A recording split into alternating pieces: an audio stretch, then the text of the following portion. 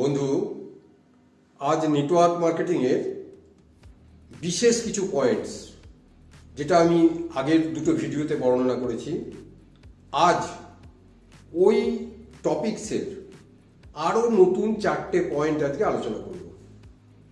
তাহলে আপনি নিশ্চয়ই বুঝতে পারছেন যে কোন বিষয়ের জন্য কথা বলতে চাচ্ছি।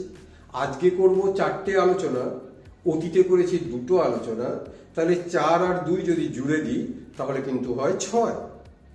হ্যাঁ, আপনি ঠিকই অনুধাবন করেছেন, আপনি ঠিকই বুঝতে পেরেছেন যে আমি নেটওয়ার্ক মার্কেটিংয়ের 6 বেসিকের কথাই বলতে চাইছি।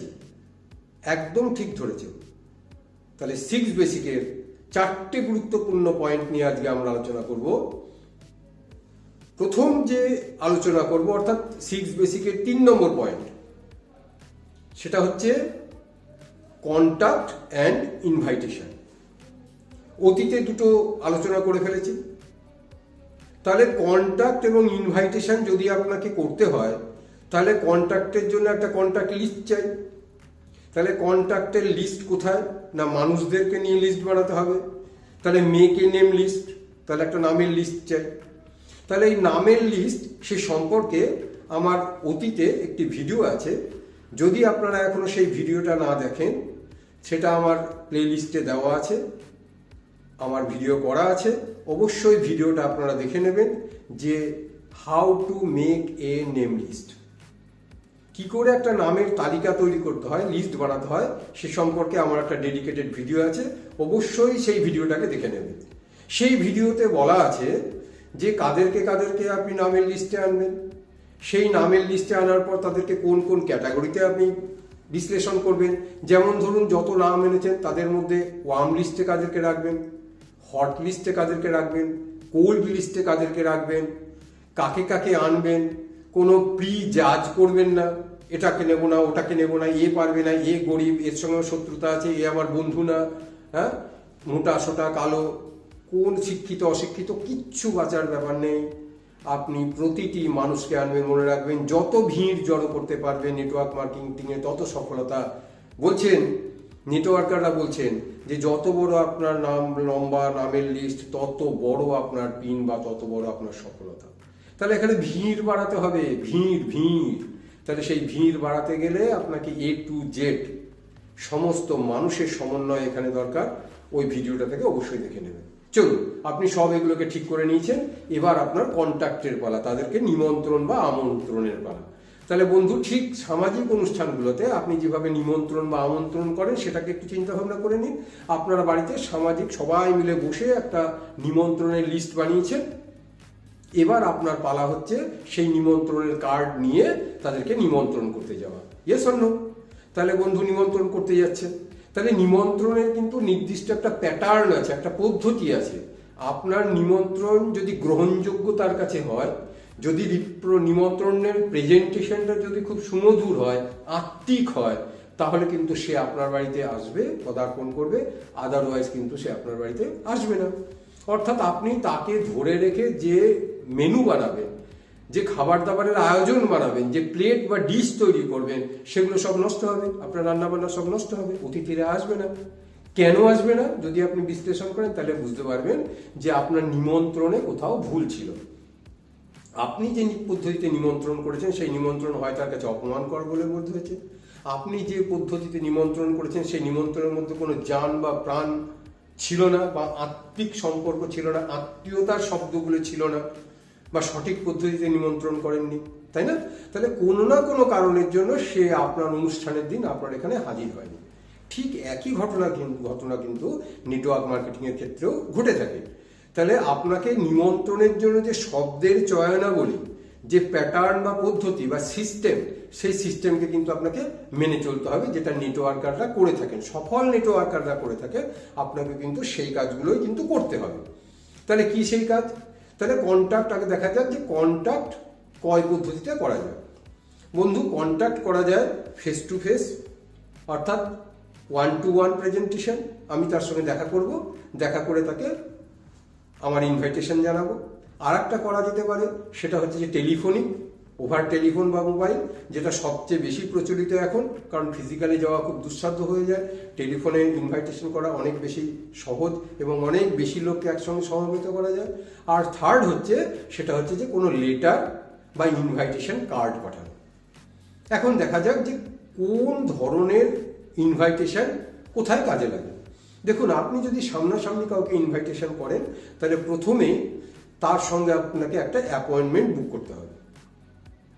তাহলে সেই অ্যাপয়েন্টমেন্ট বুক করার জন্য আপনাকে কিছু কথা বলতে হবে। তাহলে কি কথা বলবেন, সে কথাগুলো আপনাকে অভ্যাস করতে হবে, ট্রায়ালে আনতে হবে।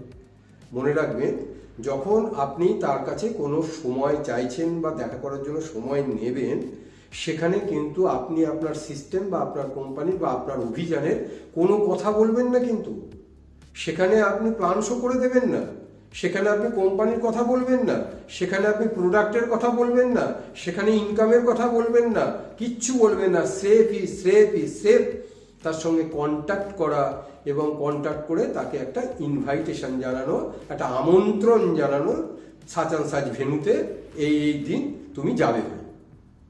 বুঝতে পেরেছি? এটা হচ্ছে face to face contact and invitation. এবার আসছে টেলিফোনিক ইনভাইটেশন। টেলিফোনে আপনি এখান থেকে তাকে ফোন করলেন, সে ফোনটাকে রিসিভ করলো, এবার আপনি তাকে কথা বললেন। যখন আপনি আপনার কোম্পানির সম্পর্কে, আপনার সিস্টেমের সম্পর্কে বা আপনার নেটওয়ার্ক সম্পর্কে আপনি কোনো কথা বলবেন, সেই কথাগুলো শুনে ওপার থেকে আপনার জবাব দেওয়া কিন্তু খুব বেশি সহজ। সামনাসামনি যেটা অনেক বেশি কঠিন, অনেক বেশি কঠিন, লজ্জার জন্য হোক, যে কোনো কারণে হোক, সামনাসামনি মুখের উপরে বলা অনেক বেশি কঠিন, যেটা কিন্তু ওভার টেলিফোন এপারে আপনি ওপারে সে, আপনাকে অনেক কথা সে বলতে পারে, বলার সুযোগও আছে, তাই না? তাহলে আপনাকে মাথায় রাখতে হবে যে যখনই আমি কাউকে ইনভাইটেশন করব বা কোনো উত্তর দেব, আমি বলবো কম, শুনবো বেশি। আমি বলবো কম, শুনবো বেশি। অর্থাৎ যদি 60% হয় আমি শুনবো, 40% আমি বলবো। ঠিক আছে? তাহলে ধরুন আপনি একটা নেটওয়ার্ক মার্কেটিংয়ের অনুষ্ঠানে তাকে ইনভাইটেশন জানাতে চাইছেন, ফোন করেছেন। সে আপনার এই কথা শুনে বলল, ও নেটওয়ার্ক মার্কেটিং মানে এই জোড়ানোর বিজনেস। তাহলে শুরুতেই আপনার যে উদ্যম ছিল, আপনার এন্থু ছিল, আপনার যে জোশ ছিল, হসালা ছিল, কি আমি একটা বিরাট বড় নেটওয়ার্ক করবো, আমার প্রাণের বন্ধু, আমার আত্মীয় স্বজন, আমার পাড়া প্রতিবেশী, ওকে ছেলেবেলা থেকে আমি চিনি। শুরুতেই সে এমন একটা প্রশ্ন আপনাকে করে বসলো যে আপনার হাওয়া ফুস, আপনার এনথুজিয়াজম সব শেষ, আপনার জোশ সব শেষ। না বন্ধু, এখানে সফল নেটওয়ার্কাররা যে কথাগুলো বলছে, সেই কথাগুলোকে আপনি মাথায় রাখুন।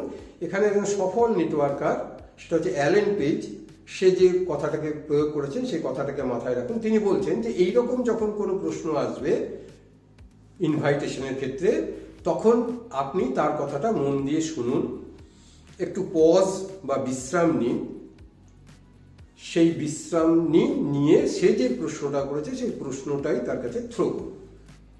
অর্থাৎ তিনি বলছেন সওয়াল ই জবাব। যে সওয়াল মানে হচ্ছে প্রশ্ন, জবাব মানে উত্তর। সে যেটা প্রশ্ন করেছে সেটাই উত্তর হয়ে তার কাছে ফেরত যাবে। কিরকম ব্যাপার হলো, যে ধরুন আপনি তাকে কন্ট্যাক্ট করে ইনভাইটেশন করেছেন যে ভাই চলো, এরকম একটা দারুণ অভিযান আছে, এমন একটা দারুণ সফর আছে, আমি একটা কোম্পানিতে কাজ করছি, দারুণ ভালো কোম্পানি, নেটওয়ার্ক কোম্পানি, প্রথিত যশা কোম্পানি, আমরা এখান থেকে কোটিপতি হয়ে যাব। আপনি জ্বললেন, সঙ্গে সঙ্গে ও বললো, ও ওই নেটওয়ার্কে মানে জোড়ানোর বিজনেস। আপনি ভালো করে শুনে নিয়ে ওটাকেই রিপিট করুন।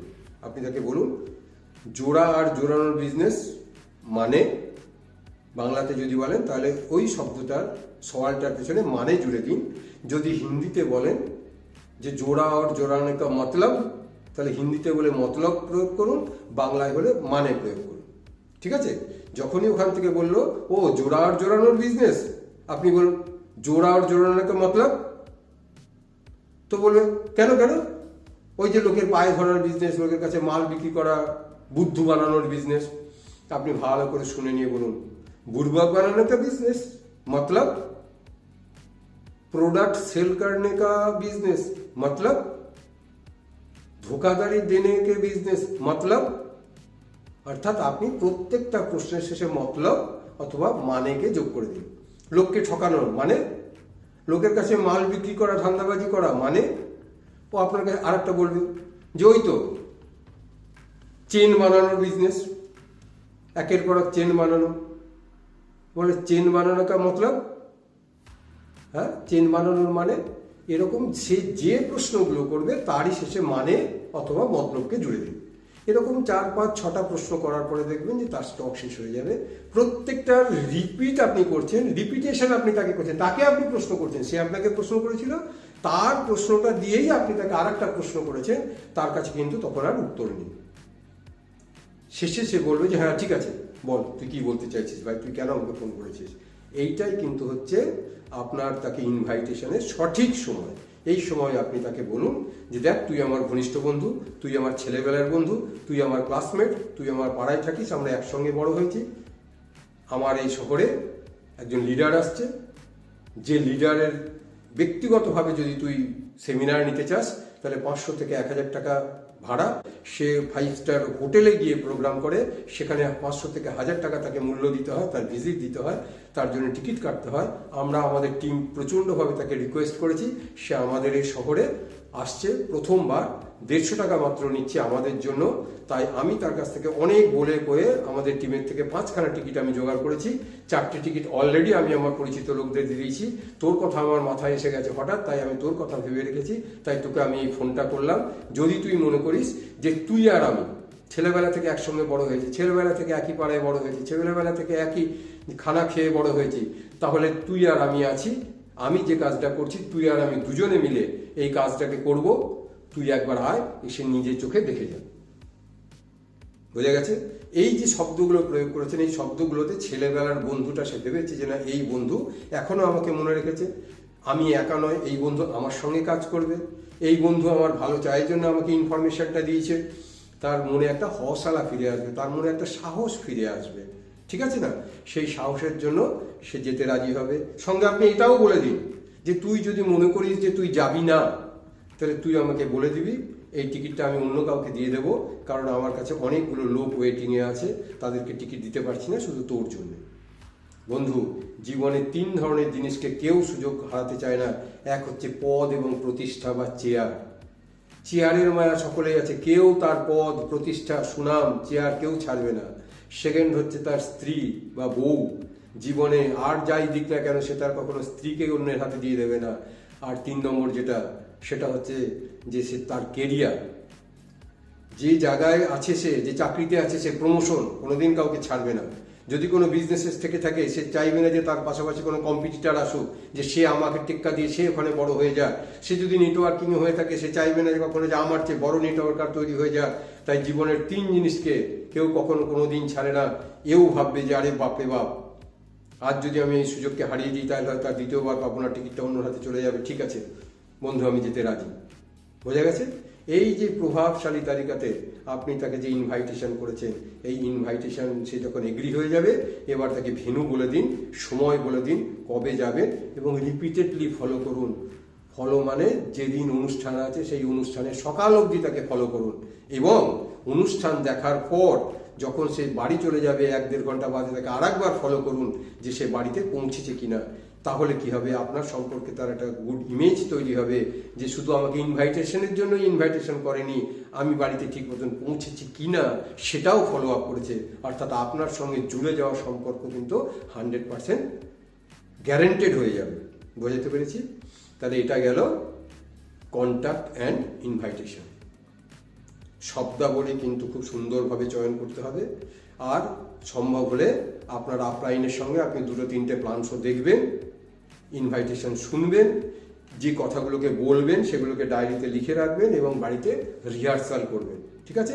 কনফিডেন্স ইজ দ্য মোস্ট পাওয়ার।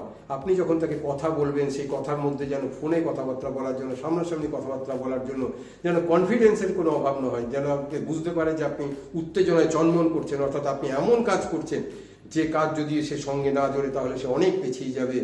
এই যে ইমেজ, এই যে বডি ল্যাঙ্গুয়েজ, এই যে কনভারসেশন, এই যে পজিটিভিটি, এই পজিটিভিটিটা কিন্তু আপনাকে বজায় রাখতে হবে। হয়েছে? চলুন, 4th যে পয়েন্ট বা বেসিক রুল, সেটা হচ্ছে এসটিপি বা সোদা প্ল্যান। প্ল্যান শো করবেন না। প্ল্যান শো মানে মাথায় রাখবেন, প্ল্যান শো মানে তাকে মোটিভেট করা নয়, প্ল্যান শো মানে তাকে প্রোডাক্ট বিক্রি করা নয়, প্ল্যান শো মানে তাকে অনেক কিছু বোঝানো নয়, তাকে মানানো নয়, হ্যাঁ, অর্থাৎ তা আপনার অনুকূলে আনা কিন্তু প্ল্যান শো নয়। প্ল্যান শো মানে হচ্ছে তাকে স্রেফই আপনার কোম্পানির যে মার্কেটিং প্ল্যান আছে সেই মার্কেটিং প্ল্যান। বন্ধু, প্ল্যান শো করার সময় অবশ্যই আপনি আপনার খাতা পেন পেন্সিলের ইস্তেমাল করবেন বা ব্যবহার করবেন। আপনি কখনো টিটিপি করবেন না, আপনি এসটিপি করবেন। টিটিপি মানে T for tell, next T for the, আর পি মানে হচ্ছে plan. Tell the plan, tell the plan, plan বলো, প্ল্যান বলো নয়। এসটিপি, শো দা প্ল্যান, প্ল্যানকে দেখাও। তাহলে দেখাতে গেলে আপনাকে ফিগার করতে হবে, আপনাকে আঁকতে হবে, আপনার খাতায় বোঝাতে হবে, আপনার খাতায় লিখতে হবে। যেমন নাকি আমরা সার্কাসে গিয়ে বলি সার্কাস শো, অর্থাৎ চোখ দিয়ে দেখাকে বলে শো। আপনি সিনেমায় গেলে বলেন সিনেমার শো, ম্যাজিকে গেলে বলেন ম্যাজিক শো, ফুটবল খেলার মাঠে গেলে বলেন ফুটবল শো, ক্রিকেট খেলার শো, তাই না? ঠিক তেমনি এখানে আপনাকে শো করতে হবে। বিজ্ঞান বলছে যত বেশি অঙ্গকে আপনি কাজে লাগাতে পারবেন তত বেশি গুড রেজাল্ট। আপনি চোখ দিয়ে দেখাবেন, কান দিয়ে শোনাবেন, তো রেজাল্ট অনেক বেশি আসবে। কখনো টিটিপি করবেন না, সব সময় এসটিপি করবেন। আর এসটিপি করার সময় মাথা রাখবেন যে আমি তাকে মানানোর জন্য চেষ্টা করব না, আমি তাকে জোড়ানোর জন্য চেষ্টা করব না, আমি তাকে প্রোডাক্ট সেল করার জন্য চেষ্টা করব না। আমি স্রেফই কোম্পানি টু কাস্টমার এবং প্রোডাক্টের শেয়ার কি আছে, প্রোডাক্টের দাম কি আছে, এই প্রোডাক্ট যে তোমার জীবনে যে একটি অপরচুনিটি, এই অপরচুনিটি যখন এসটিপি করবেন, অপরচুনিটি কথাটাকে বারবার প্রয়োগ করবেন। অপরচুনিটি মানে হচ্ছে সুযোগ। বন্ধু, তুমি এই প্রোডাক্টের বিনিময়ে তোমার অর্থনৈতিক দুরবস্থাকে পরিবর্তন করার একটা সুযোগ পাচ্ছ, তুমি তোমার 7 জেনারেশনকে সুরক্ষিত রাখার সুযোগ পাচ্ছ, তুমি তোমার বডি ল্যাঙ্গুয়েজকে বদলানোর সুযোগ পাচ্ছ, তুমি একটা সোসাইটি বা একটা দল বা একটা মহল পাচ্ছ যেখানে তোমাকে একা কিছু করতে হচ্ছে না, মহল তোমার জন্য কাজ করছে। তুমি এটা একটা সুযোগ পাচ্ছ, তুমি আনলিমিটেড ইনকামের একটা সুযোগ পাচ্ছ, তুমি আনলিমিটেড টাইম ইনভেস্টমেন্টের সুযোগ পাচ্ছ, তুমি ইজিলি রিটায়ারমেন্ট, আর্লি রিটায়ারমেন্টের সুযোগ পাচ্ছ। এই সুযোগ সুযোগ সুযোগ অপরচুনিটি, পৃথিবীতে এমন কোনো মানুষ নেই যে অপরচুনিটি চেনে না বা জানে না বা বুঝতে চায় না। আপনি যত বেশি অপরচুনিটির দিকে সুযোগ দেবেন বা ফোকাস করবেন, আপনার জয়নিং কিন্তু তত 100% কনফার্ম হবে। এই ব্যাপারে কিন্তু সতর্ক থাকতে হবে বা সজাগ থাকতে হবে। ওকে, নেক্সট যে পয়েন্টের কথা বলো, 5 নম্বর point, that is follow up. বন্ধু, সব করেছেন, যদি সঙ্গে সঙ্গে রেজাল্ট আসে খুব ভালো কথা। জেনারেলি 5 to 10% রেজাল্ট কিন্তু সঙ্গে সঙ্গে আসে, বাদ বাকি 90% রেজাল্ট কিন্তু ফলো আপে আসে। তাহলে আপনাকে ফলো আপ করতে হবে। তাহলে ফলো আপেরও একটা রুল আছে। কি রুল না, বলছেন বিশিষ্ট নেটওয়ার্কাররা বলছেন যে ফলো আপ করতে হবে উইদিন 24 আইদার 48 আওয়ার্স। 24 থেকে 48 ঘন্টার মধ্যে আপনি তাকে ফলো আপ করুন। কারণ 24 থেকে 48 ঘন্টা পেরিয়ে গেলে তার যে কথা, তার যে ইমেজ ব্রেনে ছিল, সেই ইমেজগুলো ফেড হতে শুরু করে। কারণ দৈনন্দিন জীবনে ঘাত প্রতিঘাত, কথা আঘাত, প্রয়োজন, স্বার্থ, সেগুলো আপার হ্যান্ডে চলে যায়, এটা রিসেসিভ হয়ে যায়, তলায় ঠেকিয়ে পড়ে। তাই 24 থেকে 48 ঘন্টার মধ্যে টাটকা যদি ফলো আপ করেন তাহলে কিন্তু আপনার রেজাল্ট অনেক ভালো আসবে। ফলো আপে সবসময় মনে রাখতে হবে যে আপনার কথা সে বুঝতে পেরেছে কিনা সেটাকে শুধু যাচাই করা। আপনি যে এসটিপি করেছেন, আপনি যে প্রোডাক্টের ডেমো করেছেন বা প্রোডাক্টের বর্ণনা দিয়েছেন, সেগুলো কি সে বুঝতে পেরেছে নাকি তার মাথার উপর দিয়ে চলে গেছে, সেটাকে জাজমেন্ট করানোর জন্য ফলো আপ। তাহলে তার কথা ভালো করে শুনুন এবং হৃদয়ঙ্গম করুন যে কোন কোন জায়গায় আপনি তাকে বোঝাতে সক্ষম হননি। আপনি কি এমন কোনো ল্যাঙ্গুয়েজ প্রয়োগ করেছেন, এমন কোনো জটিল পদ্ধতিতে পরামর্শ করেছেন, এমন কোনো প্রোডাক্টের কম্পারিজন করেছেন যে সে কিছু বুঝতে পারেনি? তাহলে সেই জায়গাগুলোকে অনুভব করে কিন্তু আপনাকে ফলো আপটা করতে হবে। বন্ধু, মনে রাখবেন, স্টুডেন্ট হলে এক ধরনের এসটিপি করবেন, বিজনেসম্যান হলে এক ধরনের এসটিপি করবেন, চাকুরিজীবী হলে আর এক ধরনের এসটিপি করবেন, গৃহবধূ হলে এক ধরনের এসটিপি করবেন, যদি কোনো এজেন্ট হয়ে থাকে তার কাছে এক ধরনের এসটিপি করবেন। বন্ধু, স্টুডেন্টের কাছে তার কেরিয়ারকে দেখান, তার আনএমপ্লয়মেন্টের যে সম্ভাবনা আছে সেটাকে হাইলাইট করুন এবং তার পড়ার খরচ, তার মোবাইলের খরচ, তার সাইকেল খরচ, তার বাইকের তেলের খরচ কি করে পড়াশোনার সঙ্গে সঙ্গে আসতে পারে সে ব্যাপারে ফোকাস করুন। একজন গৃহবধূকে দেখান যে লক্ষ্মীর ভাণ্ডার ছাড়া তার কাছে পয়সা আসে না, স্বামীর কাছে হাত পেতে পয়সা চাইতে হয়, তা নাহলে ছেলে মেয়ের কাছে পয়সা চাইতে হয়, সে ঘরে বসে কি করে সেই উপার্জন করতে পারে অল্প সময়ে ঘর সংসার করে, সেটাকে হাইলাইট করুন। যদি সরকারি চাকরিজীবী হয় তাকে কখনো পয়সার লোভ দেখাবেন না, তাকে বলুন যে কত তাড়াতাড়ি এখান থেকে সিকিউরিটি পাওয়া যায়, কত তাড়াতাড়ি এখান থেকে আর্লি রিটায়ারমেন্ট করানো যায়, কত তাড়াতাড়ি এখানকে টাইমকে এনজয় করানো যায়, সে ব্যাপারে ফোকাস করুন। ব্যবসাদারকে ফোকাস করুন তার সিকিউরিটি। আপনি মারা গেলে আপনার এই বড় ব্যবসা কে ধরবে, কে রাখবে আপনি জানেন না। আপনার পাশে যদি আর একটা বড় দোকান বা আউটলেট খুলে যায়, সেই বিজনেস আপনার কতদিন এত মৌরসি পাট্টা নিয়ে চলবে তাও আপনি জানেন না। তাই তাকে সিকিউরিটি দেখান, সঙ্গে তার টাইম ম্যানেজমেন্ট দেখান। যদি কোনো এজেন্ট হয় তাকে বলুন যে আপনি যতদিন প্রিমিয়াম কালেক্ট করবেন বা প্রিমিয়াম যতদিন আপনার কাছে আসবে, আপনি যতদিন তার সঙ্গে কন্ট্যাক্টে রাখতে পারবেন, যতদিন তার বাড়িতে যেতে পারবেন, আপনার কাছে প্রিমিয়াম আসলে আপনার কমিশন। যেদিন আপনি থাকবেন না, যেদিন আপনি অসুস্থ হয়ে পড়বেন বা যেদিন আপনি পৃথিবী ছেড়ে চলে যাবেন, সেদিন কিন্তু প্রিমিয়াম দেওয়ার হার কমে যাবে, আপনার নমিনির কাছে পয়সা আসাও কমে যাবে। সুতরাং আপনি এলআইসির এজেন্ট হোক, আপনি সাহারার এজেন্ট হোক, আপনি কোনো ব্যাংকিং সেক্টরের এজেন্ট হন, আপনি কোনো শর্ট টার্ম ডিপোজিটের এজেন্ট হন, বা বিভিন্ন যে ছোট ছোট স্কিমগুলো আছে তার আপনি এজেন্ট হন, আপনি যদি এর পাশাপাশি যদি এটাকে ডেভেলপ করেন, তাহলে আপনার সিকিউরিটি, টাইম ম্যানেজমেন্ট 100% বোঝাতে পেরেছি?